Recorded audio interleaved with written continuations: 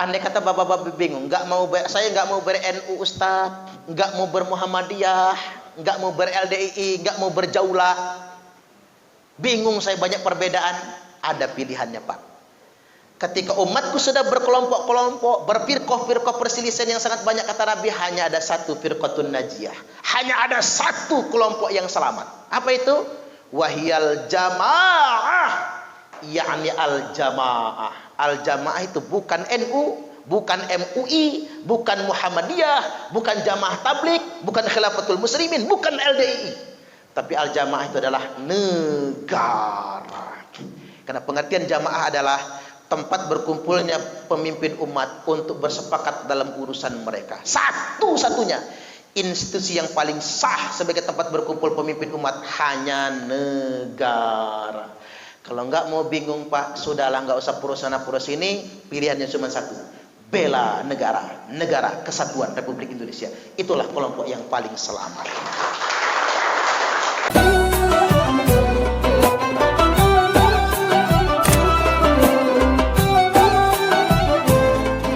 Rasulullahi Sayyidul Mukhtar. Allahumma salli ala nuril anwar wasiril asrar wa tiryaqil aghyar wa miftahi babil yasar sayyidina Muhammadinil Mukhtar wa alihil athhar wa ashabihil akhyar, amma ba'du. Yang saya hormati Wakapolres Waikanan, Bapak Kompol Regan, namanya unik ya Pak, susah ngapalnya. Beliau tetangga saya di Sukarami, Bandar Lampung. Semoga selalu diberikan kesuksesan, Allahumma amin. Selanjutnya yang saya hormati segenap pejabat utama Polres Waikanan, para perwira, Pak Kapolsek, kemudian semua personil jajaran Polres Waikanan. Juga ini ada adik-adik baru lulus SPN ya. Kemarin kita jumpa kemarin ya di SPN sebelum pelantikan. Jadi adik-adik ini kita juga sudah dikasih wawasan kebangsaan Pak. Kalau baru lulus itu kelihatan, ngantuknya kelihatan. Subhanallah. Matanya masih sayu, luar biasa. Baik, apa kabar Bapak Ibu, sehat? Sudah makan siang belum? Kalau saya belum, Pak Waka juga belum lah. Jadi kuenya dimakan Pak. Kita memang rutenya begitu. Kemarin-kemarin juga wawasan kebangsaan dulu baru makan siang. Kalau makan siang dulu Pak Waka, saya makannya dikit. Kalau makan kenyang banyak terus ceramah, ngap betul rasanya. Karena masalahnya perut ini udah hamil sih Pak soalnya. Hamil nggak lahir-lahir soalnya. Baik, di siang ini tertundanya makan siang kita tidak jadi masalah. Saya doakan Bapak Ibu semua masuk surga semua. Panjang umurnya, sehat badannya, lunas hutangnya. Ini yang penting ini. Tambah rezekinya, tambah istrinya. Oh jangan Pak, rusak nantinya. Tambah solehah istrinya. Allahumma amin. Sunnah. Baik Bapak Ibu, Bapak-bapak rahimakumullah. Pada kesempatan kali ini saya ditugasi Pak Kapolda untuk menyampaikan wawasan kebangsaan dan pencerahan keagamaan. Materi ini sudah dipresentasikan pertama di Polda ketika ulang tahun Pak Kapolda, dan yang kedua ketika apel pagi di Mapolda baru yang di Itera. Pak Wakapolda berpesan, tolong Pak Ustadz sampaikan materi yang sama ke seluruh Polres Lampung. Jangan dikurangi isinya, katanya, tambahi boleh. Nah, karena kita ini ceramah kebangsaan, bahasannya bukan sholat Pak, bukan puasa, tapi kita bicara tentang kebangsaan. Mengapa materi ini jadi penting? Karena belakangan ini banyak pihak-pihak, kita harus terbuka ini, banyak pihak-pihak yang sengaja ingin membenturkan antara beragama dengan bernegara. Bahkan seakan-akan melawan negara itu jadi sah dengan bahasa agama. Melawan pemerintah itu jadi sah dengan bahasa agama. Nah, ini kekhawatiran kita semua. Ketika ambisi politik sudah dibalut dengan bahasa agama, ini yang sangat berbahaya. Karena kita nih sebagian besar muslim, ya kita harus menyadari itu. Betapa bahayanya mengkamuflase agama demi kepentingan politik. Karena sudah pernah terjadi pengalaman perang Jamal. Sekali-kali kalau ada waktu searching Pak, perang Jamal di Google itu. Kan sekarang sudah ada yang pintar, Kiai Haji Google gitu. Semua lengkap. Tentang perang Jamal itu, di mana orang memprotes presiden terpilih, kalau bahasa kitanya, yakni Khalifah Ali bin Abi Thalib. Karena beliau belum menangkap pembunuh Utsman. Kan Khalifah Utsman di demo 40 hari 40 malam. Kemudian orang manjat dinding rumahnya, kemudian ditusuk dadanya ketika sedang sholat tahajud. Yang bunuh Utsman itu bukan kafir Quraisy, Abu Jahal, Abu Lahab, bukan. Yang membunuh Khalifah Utsman itu sahabat Nabi sendiri. Gara-gara apa? Politik. Itulah bahayanya politik itu. Maka Imam Ali belum sempat menangkap pembunuh Utsman karena lagi konsolidasi. Ini namanya kekacauan zaman reformasi, revolusi kan Pak. Reformasi dulu saja Ambon nggak terkendali kan. Itu kekacauan sedemikian rupa. Maka terjadi demo besar-besaran di Basrah. Kubu pemerintah Ali bin Abi Thalib, oposisinya Aisyah Ummul Mukminin. Coba kita berhitung Pak. Ali ini adik sepupu Nabi, sekaligus menantu Nabi, plus keluarga Nabi yang paling dekat dengan Nabi.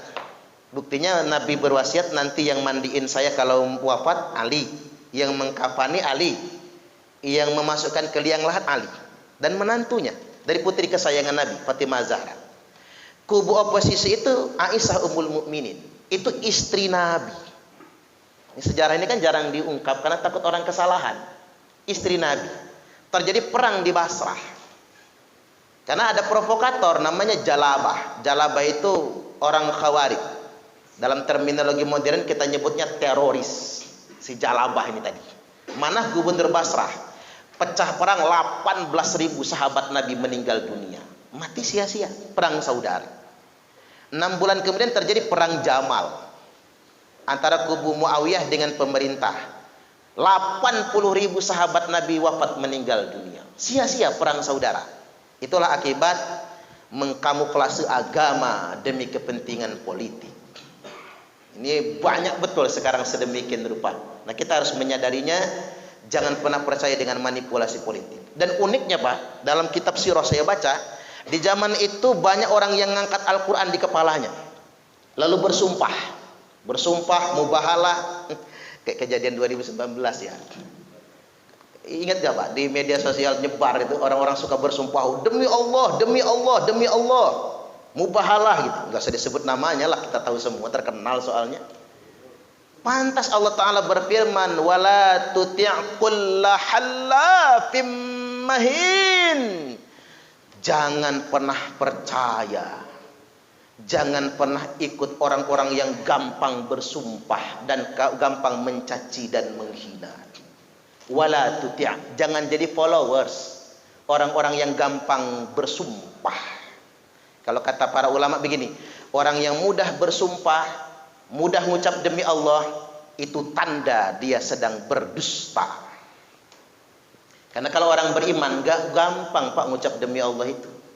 Makanya ibu-ibu pengajian sering saya ajarin, Bu, kata saya, kalau lakinya sering sumpah demi Allah, ketahuan dia bohong gitu. Demi Allah mah itu teman papa nggak selingkuh, nah ketahuan dia. Hati-hati ya Pak, jangan mudah ngucap demi Allah, kecuali buat sumpah jabatan. Kalau buat seharian jangan jual nama Allah itu. Allah sudah ngingetin, jangan pernah percaya lagi dengan orang yang mudah mudah betul mengucap demi Allah. Apalagi gampang menghina, gampang mencela. Itu gambarannya. Nah, kejadian masa lalu itu seolah-olah ingin di-copy paste kembali untuk terjadi di negeri kita ini. Nah, pada kesempatan kali ini kita akan berbicara tentang radikalisme terorisme. Karena stressing materi kebangsaan kita itu, Pak. Hanya saja begini. Radikalisme terorisme itu kan sudah finalnya. Ibarat buah sudah menuai hasil, memetik. Cuman kan nggak ujuk-ujuk jadi berbuah kan? Ada pembenihan, ada persemaian, ada pembibitan, tumbuh, berkembang, lalu berbuah, lalu matang dan memetik hasilnya. Dan sistem perundang-undangan kita hanya mengakomodir aksi terorismenya. Bibitnya, ladangnya nggak tersentuh sama sekali. BNPT Pak Komjen ya Pak Boy Raffi Amar ya, Kepala BNPT menyampaikan 198 pondok pesantren di Indonesia terafiliasi terorisme. Ini bukan lagi diduga kan Pak, bukan bukan terindikasi, tapi terafiliasi, benar-benar terhubung dengan terorisme. Ya kita umat Islam nggak usah baperan. Jangan kemudian baper, ngapa sih pemerintah ini nuduh Islam teroris? Jangan baperan Pak, kesan dengan terorisnya. Kecil itu kalau dibandingkan dengan angka pesantren betulnya. Jumlah pesantren di Indonesia ini 28.800 pondok pesantren. Jadi 198 itu cuma 0,7%. Berarti ada 99,3% pesantren yang masih setia dengan NKRI ini. Dari jumlah itu 23.372-nya pesantren Nahdlatul Ulama, NU. Berarti 81%. Makanya maksud saya hati-hati Pak, masukin anak ke pondok. Jangan sembarangan pondok. Kan polisi-polisi zaman sekarang ini sudah soleh semua. Betul nggak kira-kira? Melihat cewek cantik nunduk kan gitu ya. Udah soleh semua sekarang nih Pak Waka. Cuman saking solehnya polisi sekarang ada yang salah Pak. Pengen anaknya hafal Quran masuk rumah tahfiz. Pengen anaknya hafal Quran masuk pesantren, tapi sayangnya pesantrennya yang terafiliasi, terkoneksi dengan kelompok radikal. Begitu masuk pesantren, hormat bendera haram, nyanyi lagu Indonesia Raya haram, Pancasila togut, pemerintah kafir, bapaknya polisi, anaknya teroris, bisa ngebunuh bapaknya sendiri, jangan macam-macam itu. Nah ini fakta benar-benar terjadi sebetulnya. Nah terkait dengan ini saya ingin urutkan pada kesempatan kali ini dari hulunya dulu. Jadi sebelum jadi teroris di hulunya apa? Cara beragama yang eksklusif. Maka hindari betul cara keberagamaan yang eksklusif. Apa itu? Tertutup, jumut, merasa paling benar. Seakan-akan kalau nggak sealiran sama dia najis semua. Anti keberagaman Pak, anti bineka tunggal ika.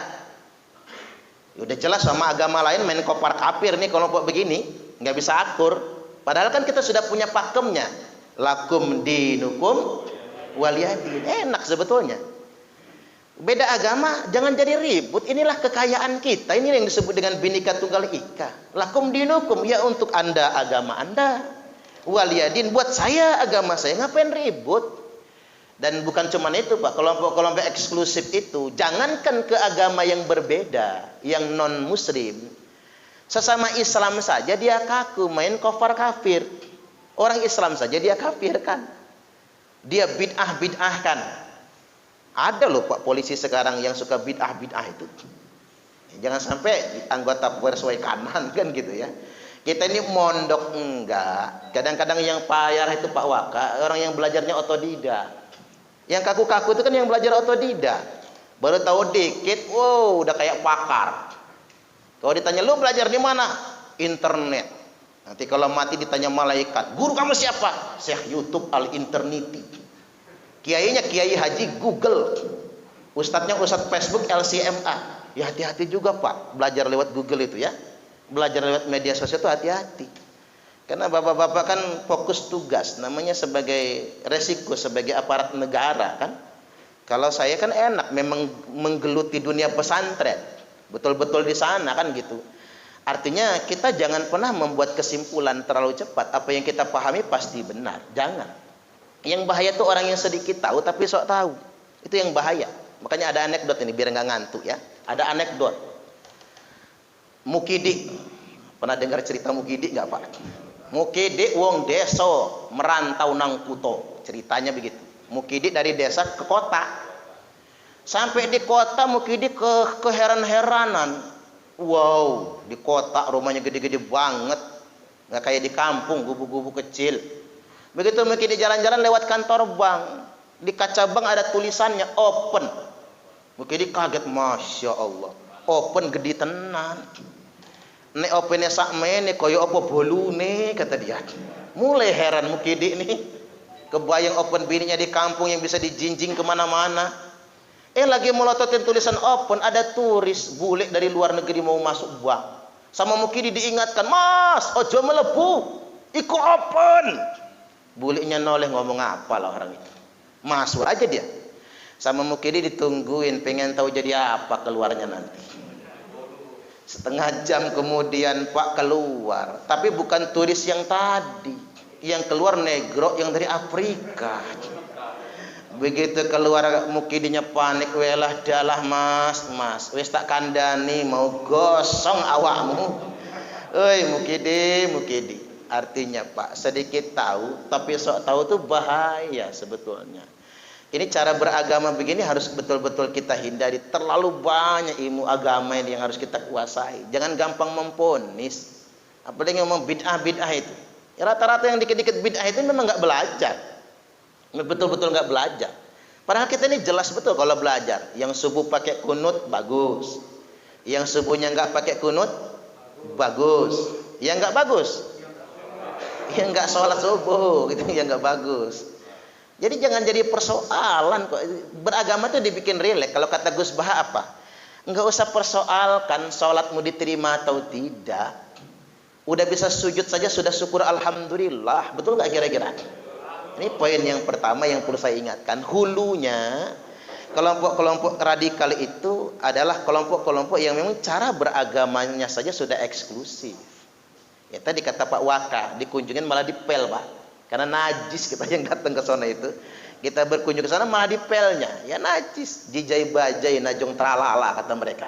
Ini yang dihindari pertama. Yang kedua, baru naik deh Pak, setelah eksklusivisme, dia menjadi ekstremisme. Cara beragama ekstrim itu belum tersentuh juga oleh hukum, belum ada payung hukumnya. Apa cirinya? Mereka anti 4 pilar kebangsaan kita. Anti Pancasila, anti Undang-Undang Dasar 1945, anti NKRI, dan anti Bhinneka Tunggal Ika. Mulai mereka mengatakan Pancasila tauhid.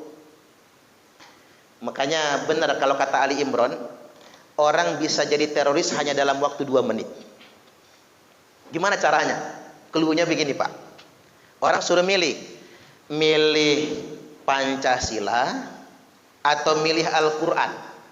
Itu bahasanya.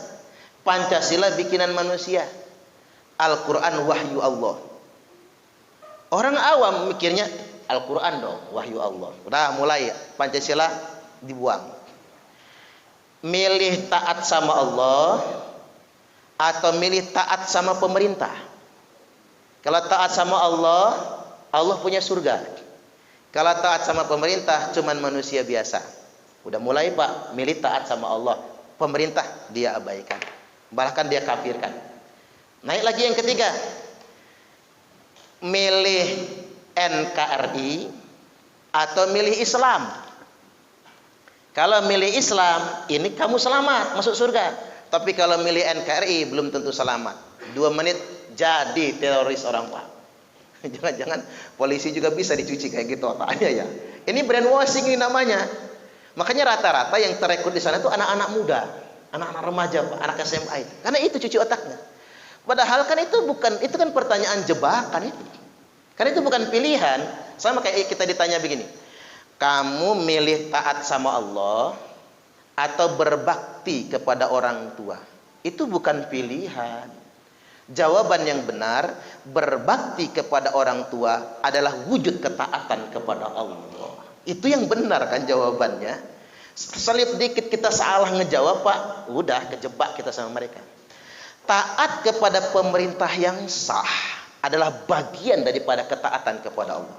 Nanti Pak Kapolsek, Pak Babin, Intel, saya ajarin cara ngurain jawabannya. Kalau ngadepin kelompok-kelompok yang sedemikian rupa. Taat kepada pemerintah yang sah, bagian daripada ketaatan kepada Allah. Kemudian yang berikutnya, NKRI, menjaga negara, itu bagian daripada perintah Allah dan Rasulnya. Hubbul waton minal iman. Cinta tanah air itu bagian daripada keimanan. Lantas bagaimana cara kita ngejawab antara Pancasila dengan Islam? Milih Al-Quran atau milih Pancasila? Nah, saya mulai dari situ. Cara ngejawabnya begini, kelompok ekstrim itu. Pancasila itu bukan agama. Dan Pancasila itu tidak untuk menggantikan agama. Namun Pancasila itu sesuai dengan tujuan agama. Tak ulang lagi. Pancasila itu bukan agama. Dan Pancasila tidak untuk menggantikan agama. Serta Pancasila itu sesuai dengan tujuan agama. Karena begini, Nabi di Mekah 13 tahun. Dakwah di Mekah 13 tahun. Hijrah ke Madinah bikin negara. Jadi negara demokrasi pertama dalam sejarah hidup umat manusia di muka bumi adalah negara Madinah. Dan ketika Nabi mendirikan negara Madinah, konstitusi Madinah bukan Al-Quran. Nah ini jawabannya Pak.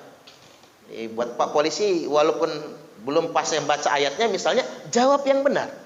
Nabi pertama kali mendirikan negara, dasar negaranya bukan Al-Quran. Jadi kita ditipu sama Hizbut Tahrir, Khilafatul Muslimin, ya. Mereka ingin Quran, ditipu. Pertama Nabi nggak pernah mendirikan negara Islam.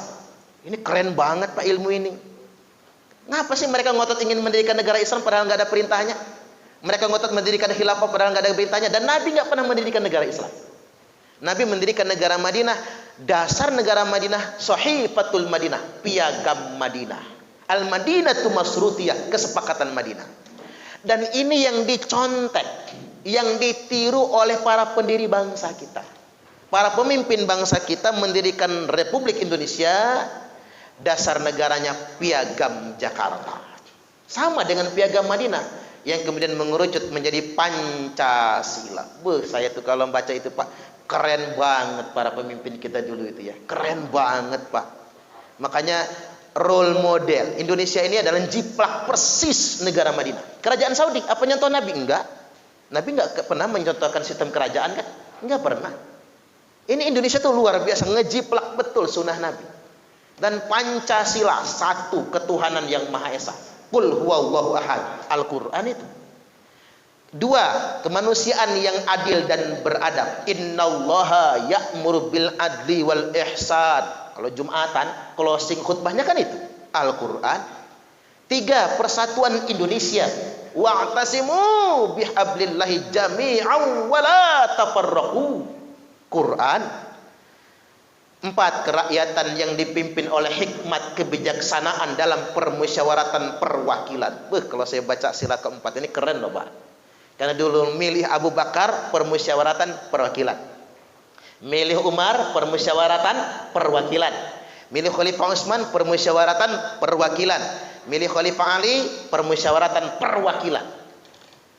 Malah yang nyontoh itu kita, bukan Arab Saudi, keturunan Arab Saudi itu. Ini keren betul sila keempat itu. Wa amruhum syura bainahum. Otoritas tertinggi dalam urusan umat kata Nabi adalah musyawarah. Quran, keadilan sosial bagi seluruh rakyat Indonesia. I'dilu huwa aqrabu littaqwa. Quran semua. Ini nanti bisa dilihat di YouTube ya Pak. Kalau ketemu kelompok radikal itu ambil aja YouTube saya. Tapi jangan lupa di-subscribe ya. Ditonton. Kalau ada iklannya jangan dulu dilewatin lah. Hitung-hitung buat saya kan gitu ya Pak ya. Subhanallah. Jadi ini kontennya sudah banyak. Materi 14 Polres tuh nggak jauh-jauh beda. Beginilah. Tapi kata Pak Wakapolda, upload aja semua Ustaz. Ya udah kata saya, walaupun materinya sama, diulang juga bagus kan.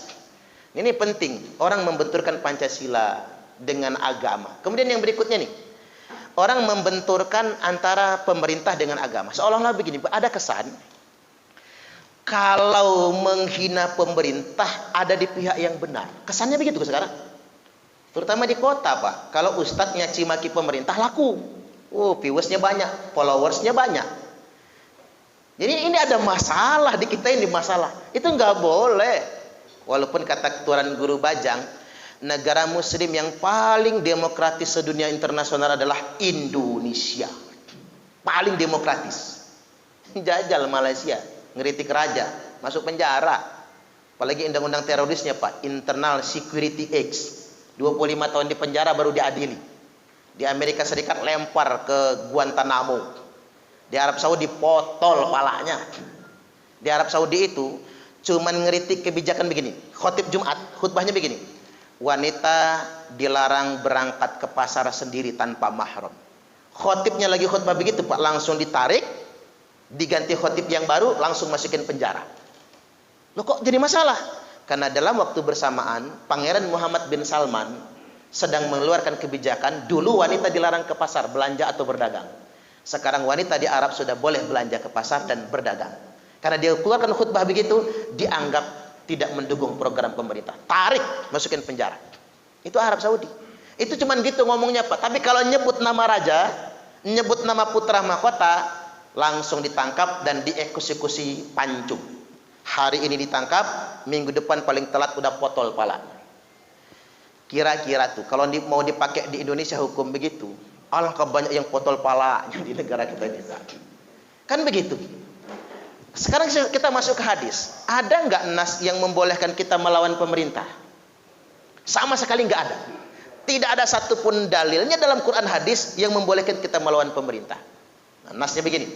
Man khola ayadan min ta'atin. Barang siapa yang melepaskan tangannya dari kesetiaan kepada pemerintah yang sah. Ingat, Pak, pemerintah yang sah. Bukan khilafatul muslimin ya, Pak. Pemerintah palsu. Khalifahnya khalifah palsu lagi. Itu gara-gara ceramah saya begini, Pak, banyak betul yang ngamuk-ngamuk orang khilafatul muslimin, tapi banyak juga yang sadar akhirnya.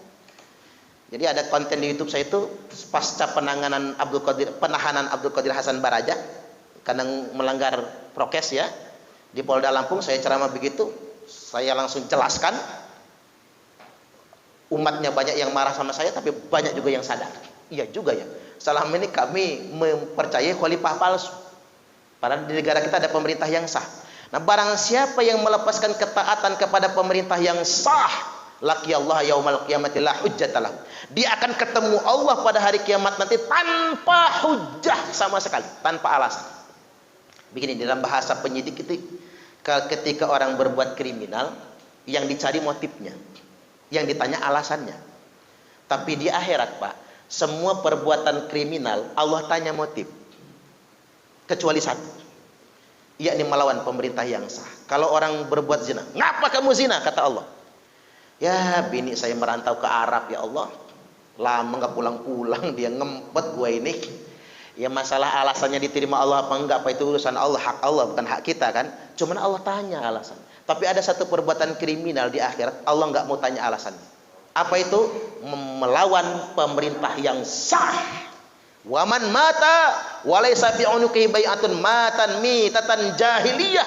Barang siapa yang mati dalam keadaan melawan pemerintah yang sah, maka matinya mati jahiliyah.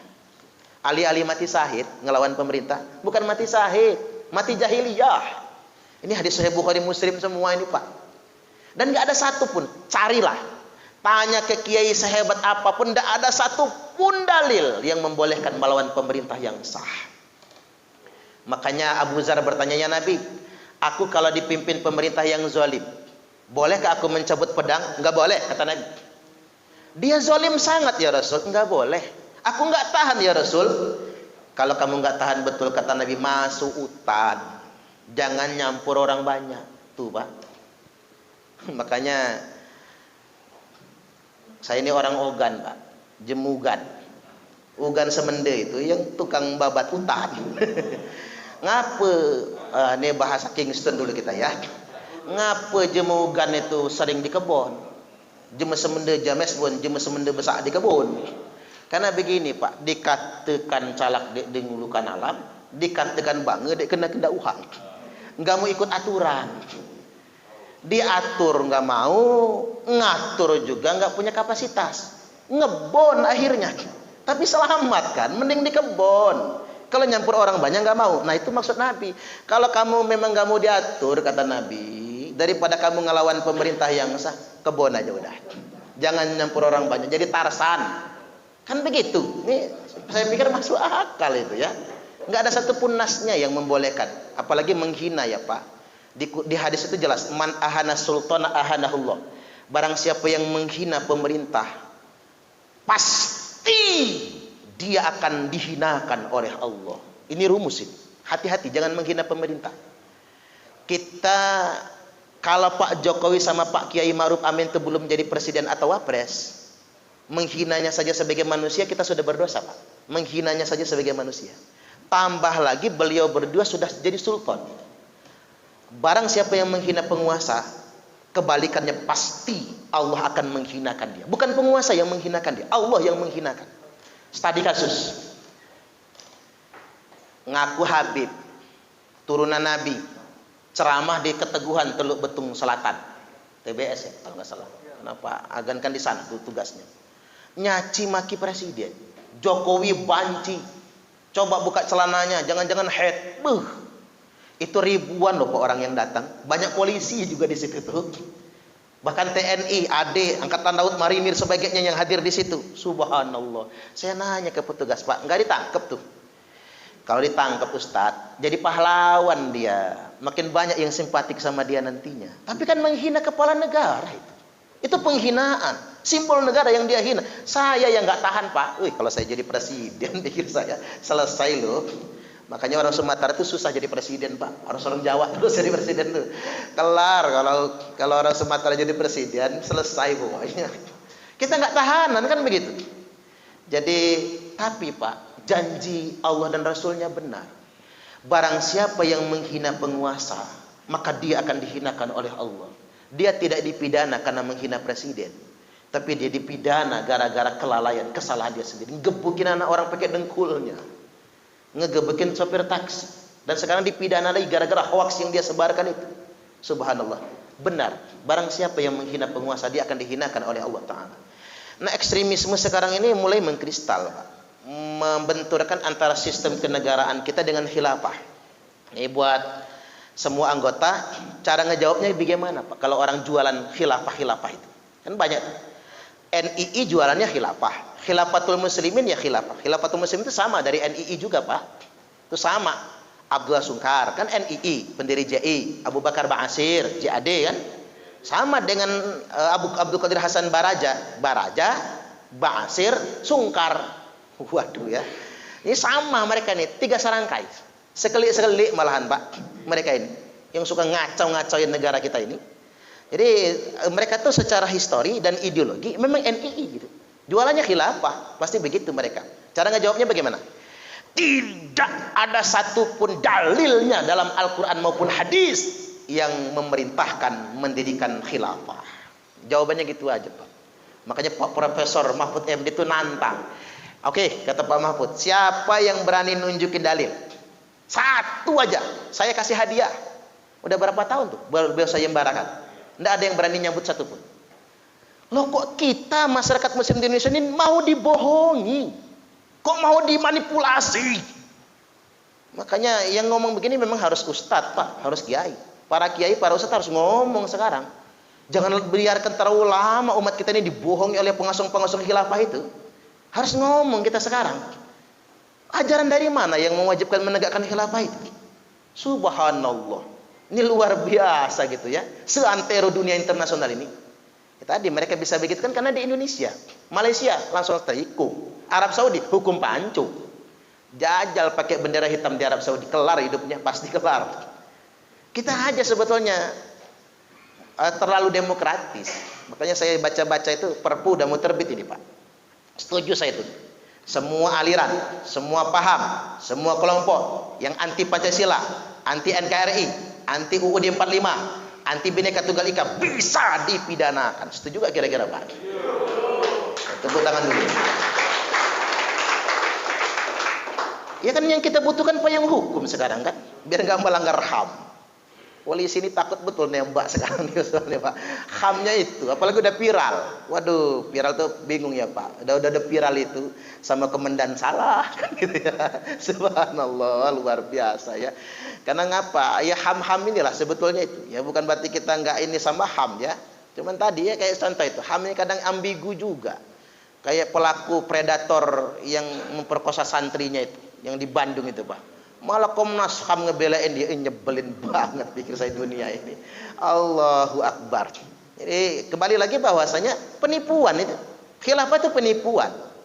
Dari mana mereka punya dasar itu semua?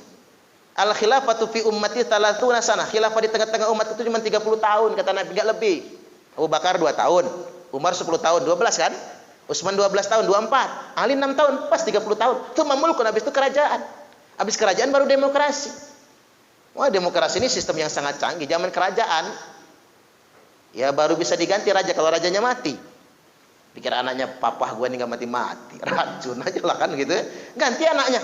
Ini bener Pak kejadian di zaman kerajaan kan? Hanya demokrasi, di mana pergantian kekuasaan itu bermartabat. Hanya di demokrasi sebetulnya. Tapi orang banyak mengkafir-kafirkannya sebagainya. Menyanjung-nyanjung khilafah, dia nggak baca perang Jamal, perang Siffin, atau baca perang Ka'bah. Zaman kekhalifahan dinasti Bani Umayyah, gubernur Mekah perang melawan Raja Bani Umayyah.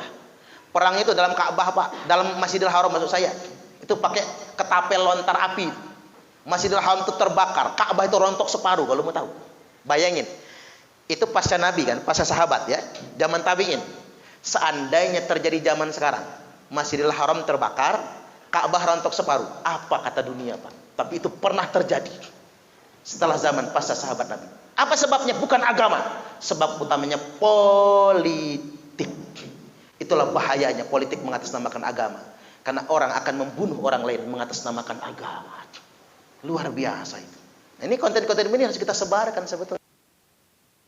Jualannya Pak. Nah ini kebohongan paling besar di Indonesia abad ini adalah adanya sebutan bendera tauhid.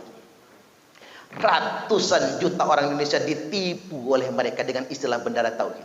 Sekarang begini, sejak kapan ada bendera tauhid itu? Zaman kita ngaji kecil nggak ada kan Pak? Di pondok nggak pernah saya belajar tentang bendera tauhid itu. Kita kok ditipu ya? Mengapa mereka labeli bendera tauhid?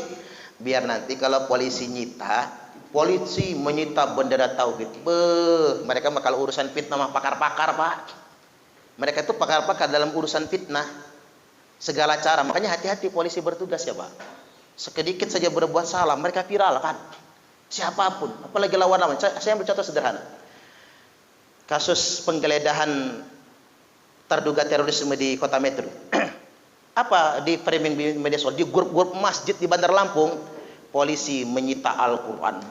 Semua jamaah masjid mencaci maki polisi Pak. Dasar keterlaluan, udah kafir dia itu.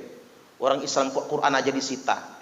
Padahal habis ngegeledah kan petugas Densus tanya, ibu ada titipan nggak sama untuk suami ibu? Kata istrinya, iya saya nitip Al-Quran, nitip madu sama habatus sauda. Nah itu yang dikatakan penyitaan. Na'udzubillahi min dzalik. Itu fitnah itu Pak. Nah yang kemarin ini rame banget ya, Densus 88 menodai kehormatan muslimah, masuk kamar santri yang para santriwatinya belum pakai baju.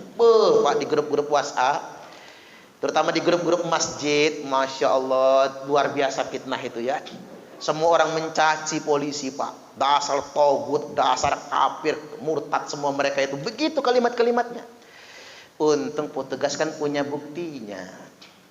Video pemeriksaan, minta izin ibu, kami melaksanakan perintah undang-undang, akan melakukan penggeledahan. Sopan bukan main, dan tidak ada polisi yang masuk kamar santriwati. Bahkan dalam penggeledahan bawa poluan semua. Nah itu, kalau nggak ada video itu Pak, apa kata dunia ini? Seantero Indonesia ini fitnah merajalela, tapi yang namanya fitnah, sisanya masih ada. Ya ibarat santri dinasihati kiai, ngapa kamu nggak boleh menyebar hoax, berita bohong, fitnah. Perumpamaannya begini, ini kemoceng, bulu ayam. Kamu jalan sampai ke sungai, lepas satu persatu. Satu persatu sepanjang jalan, lepas satu persatu. Sampai habis. Begitu sampai di sungai sudah habis, kamu balik lagi. Kumpuli lagi bulu ayam yang sudah kamu lepas tadi. Serahkan ke saya.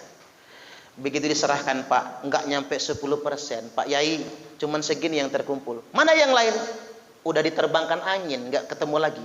Itulah bahayanya fitnah. Berita bohong. Sekuat apapun cara kamu memperbaikinya, kalau sudah terlanjur tersebar, susah untuk memperbaikinya. Makanya wajar kalau Nabi mengancam, Pak, la yadkhulul jannata namam, tidak akan pernah masuk surga orang yang menyebarkan berita bohong, menyebarkan fitnah dan mengadu domba. Hati-hati. Dan bayangkan, Pak, banyak masyarakat kita ini belum sadar berandroid ini, belum sadar bermedia sosial. Sama Pak Wakasari tadi ngobrolkan tentang penusukan Syekh Ali Jaber ya. Itu kan jelas orang depresi, Pak. Tapi gara-gara framing di media sosial, penegak hukum takut kan ngelepasinnya, takut dibully. Bener kan? Dilema buah hasil malakama ini. Padahal benar-benar orang depresi. Takut nanti, wah polisi membebaskan PKI. Wah dianggap gila. PKI framingnya, Pak. Subhanallah. Balik lagi ke bendera hitam. Saya langsung masuk ke nas dulu, bendera hitam. Idza ra'aitumur rayati sud, apabila kalian semua sudah melihat bendera hitam dikibarkan. Tuh, ini langsung, Pak, bendera hitam, bukan bendera tauhid ya, bendera hitam. Bendera tauhid itu kebohongan saja. Apabila kalian semua melihat bendera hitam dikibarkan, falzamul arda wala tuharriku aydiyakum wala arjulakum. Tetaplah di bumi kalian masing-masing, jangan gerakkan tangan kalian, jangan gerakkan kaki kalian, jangan sekali-kali ikut-ikutan mereka. Peringatannya segitunya, Pak. Karena itu kelompok bendera hitam palsu. Ada polisi yang nanya, Ustaz ngomong palsu, berarti ada yang asli dong bendera hitam. Ada, Pak. Kapan itu? Nanti kalau Imam Mahdi memimpin pasukan melawan Dajjal, baru asli. Tapi ingat, zaman itu akan tiba kalau Dajjal sudah menjajah.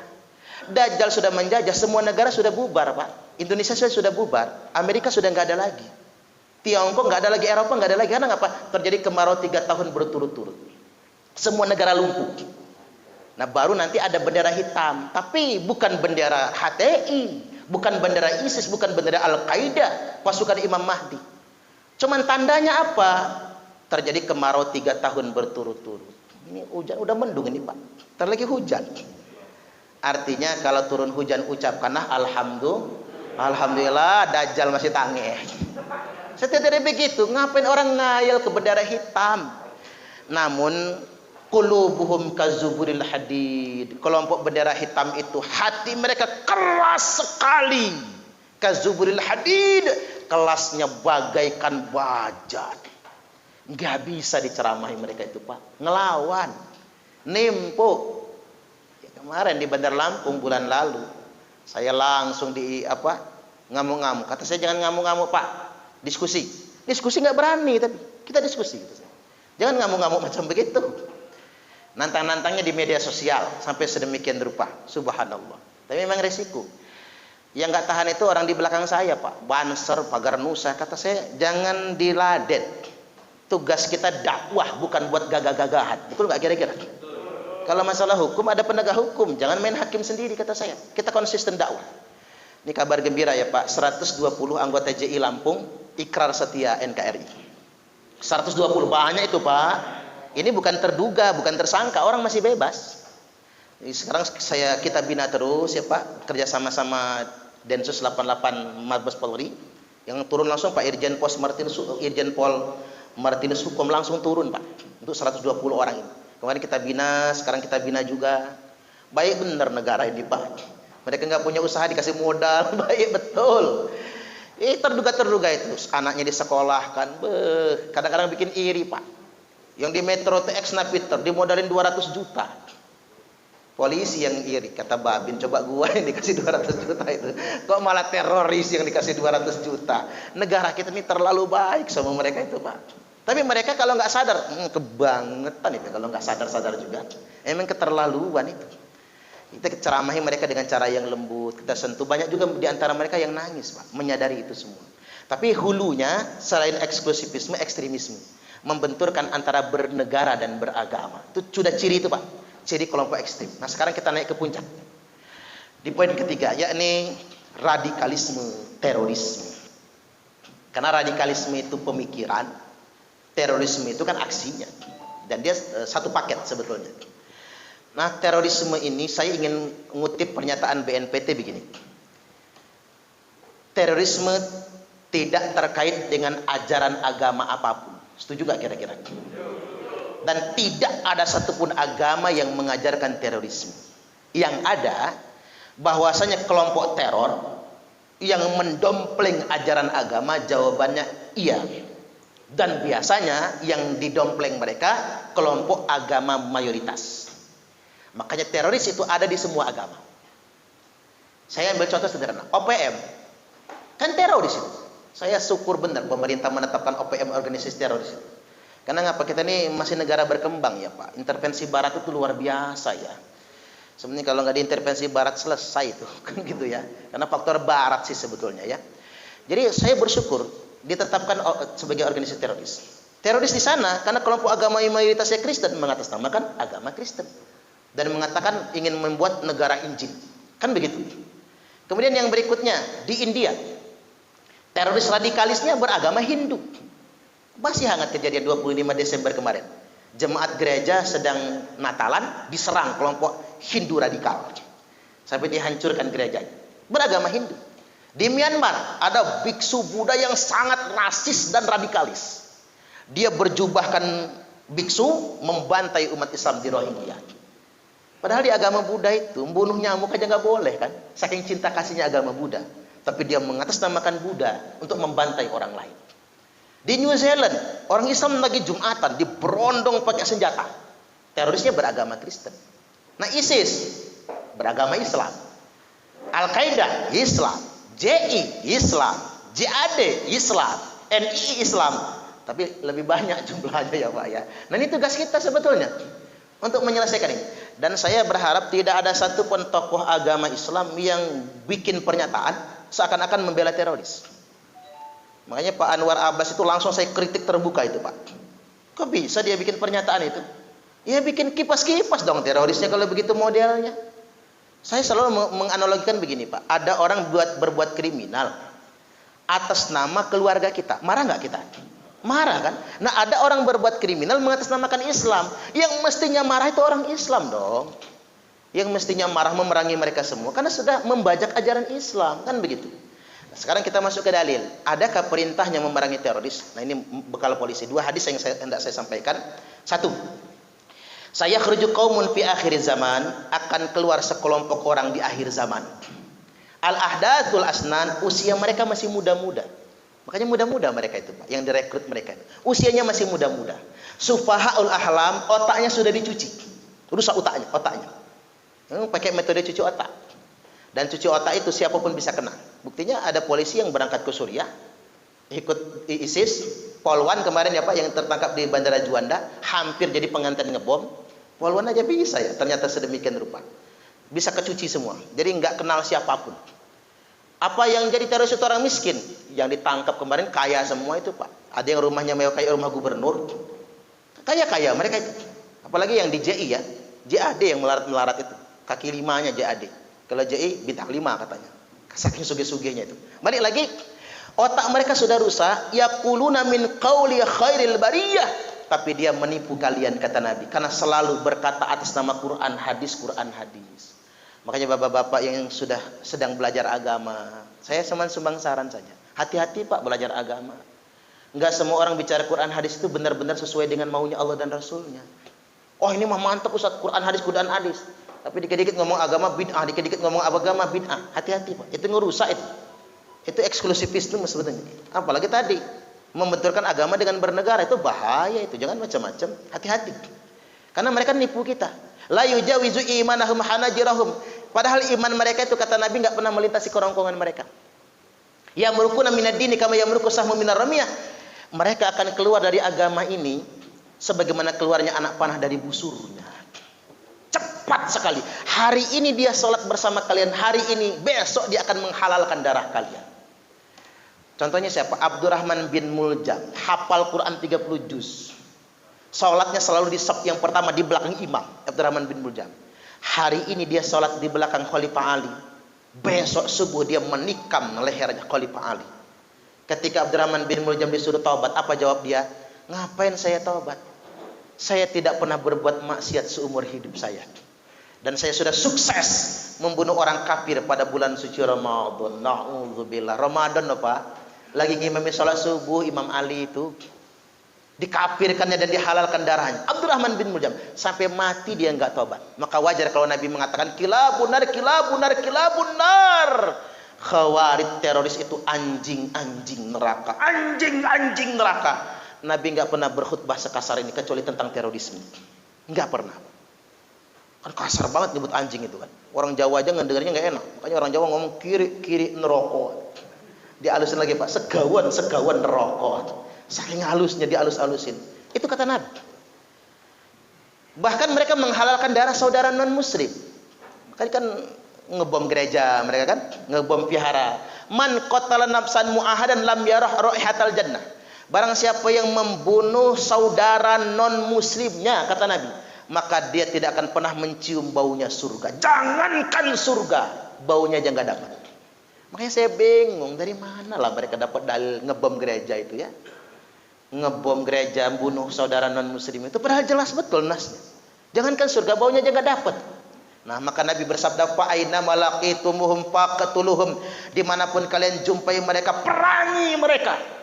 Fa inna fi qatlihim ajran liman qatalahu yaumal qiyamah, karena sesungguhnya memerangi khawarij teroris itu pahalanya sangat besar bagi yang memeranginya pada hari kiamat nanti. Jihad paling tinggi pahalanya kata Nabi, jihad melawan teroris. Maka jadi akhirat nanti Allah tanya, kamu kerjanya apa? Polisi ya Allah. Dinas di mana? Densus 88 ya Allah. Kerjaan kamu apa? Perang melawan teroris. Langsung masuk surga kata Allah. Allahumma amin. Ini hadis loh Pak, bukan karangan saya. Jadi jangan kebalik. Masa terorisnya merasa berjihad, polisinya merasa nggak berjihad? Nah ini makanya Pak Wakapolda dan Pak Kapolda nyuruh saya ceramah bapak-bapak ini gitu loh. Jangan sampai bapak-bapak jadi polisi nggak merasa jihad gitu. Padahal jelas betul dalil-dalilnya kan. Malah kebalik, terorisnya yang merasa berjihad. Makanya kata saya yang mati syahid itu Densus 88 yang gugur melawan teroris. Nah terorisnya bukan mati syahid, mati sangit. Kan sebentar lagi ini ya Pak, tayang film kasus lapas Brimob Kelapa II ya. Rutan ya. Ya Rutan Brimob Kelapa II yang 5 anggota Brimob yang disilet-silet sama teroris itu ya. Itu bulan-bulan inilah rilis filmnya kalau tidak salah ya. Bisa kita tonton ulang betapa lebih sadis dari film PKI mereka itu ya. Luar biasa sadisnya. Berteman sama Ibda Iwan. Ibda Iwan ini saksi hidup. Dia sih nebak bakal mati waktu itu karena udah disabik-sabik dianya. Dia hidup tuh gara-gara ditukar makanan kata dia sama narapidana terorisme itu, ditukar makanan. Tugas di Lampung kan. Kalau mendengar cerita beliau tuh, waduh, saya jadi pengen nangis gitu. Luar biasa. Kata saya, abang dendam nggak? Enggak Ustaz. Saya nggak dendam kata dia. Itu sudah resiko tugas. Luar biasa itu resiko tugasnya. Ini hadis pertama ya Pak. Hadis kedua sekarang. Yakhruju qaumun min ummati, akan keluar sekelompok orang di tengah-tengah umatku kata Nabi. Yaqra'unal Qur'an, mereka semua fasih-fasih membaca Al-Qur'an. Tuh Pak.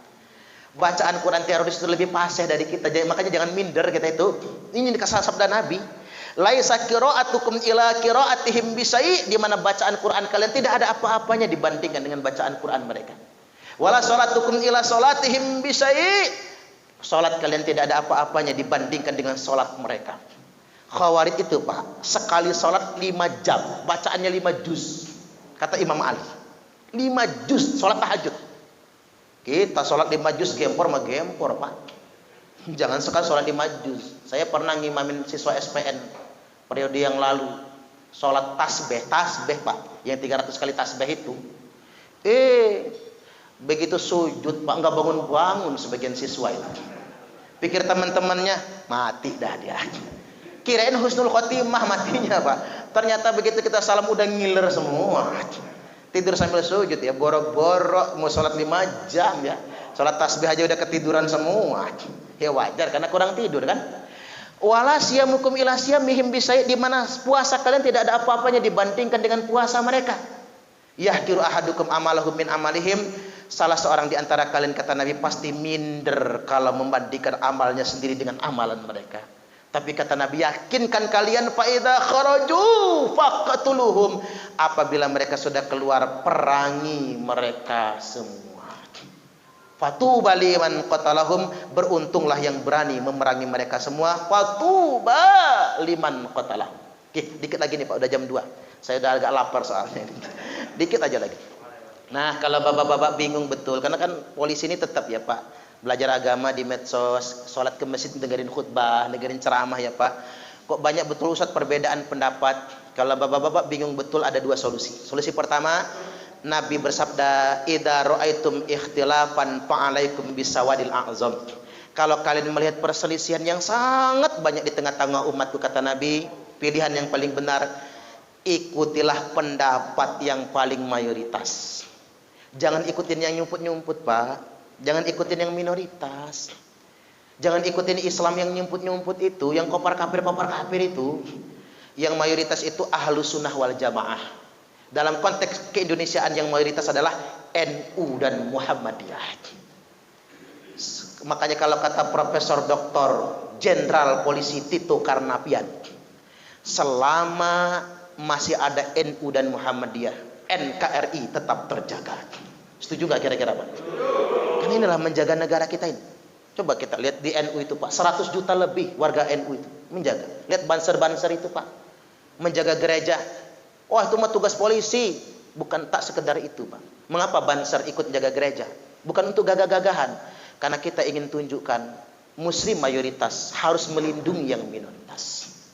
Makanya Banser Rianto yang meninggal pada misa malam Natal tanggal 24 Desember tahun 2001, ketika menjaga bantu bersama polisi jaga misa malam Natal, ada bom di bawah kursi jemaat. Rianto teriak, jemaat menyelamatkan diri.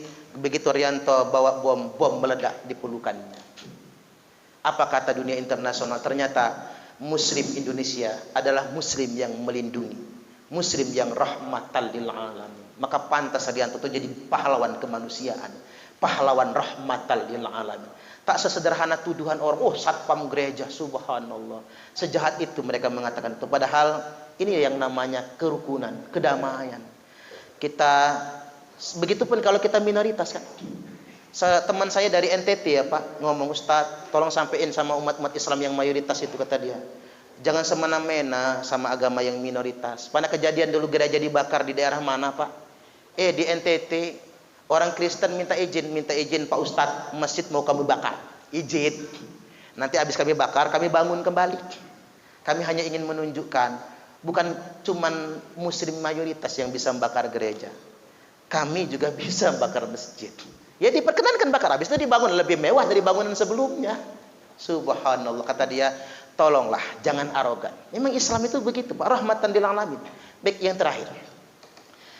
Andai kata bapak-bapak bingung, saya nggak mau ber-NU Ustaz, nggak mau ber-Muhammadiyah, nggak mau ber-LDII, nggak mau berjaula. Bingung saya, banyak perbedaan. Ada pilihannya Pak.